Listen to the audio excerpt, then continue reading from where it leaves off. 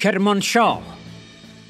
انفجار در فرماندهی سپاه پاسداران، سپاه ضد نبی اکرم استان کرمانشاه، توسط قهرمانان کانونهای شورشی در پاسخ به یورش جنایتکارانه گارد ضد شورش و مأموران وزارت اطلاعات به سالن زندانیان سیاسی در واحد 4 قزلحصار در بعد از ظهر یکشنبه 8 بهمن 1402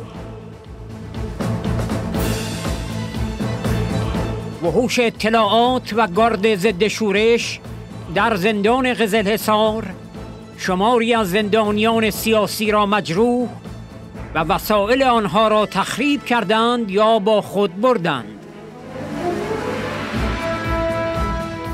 یورش گارد زندان و مأموران اطلاعات با مقاومت دلیرانه زندانیان و شعارهای مرگ بر دیکتاتور، مرگ بر خامنه‌ای و خامنه‌ای ضحاک می‌کشیمت زیر خاک روبرو شد و مزدوران را مجبور کرد فعلاً از بند بیرون بروند. زندانیان سیاسی در قزلحصار به موج فزاینده اعدام‌ها توسط قضایی جلادان معترض بودند.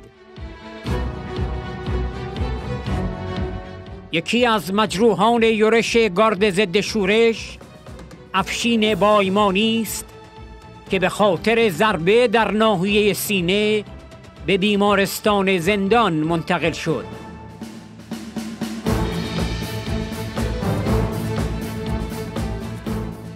افشین بایمانی زندانی مقاوم از مجاهدین که 24مین سال زندانی خود را می‌گذراند محکوم به حبس ابد است.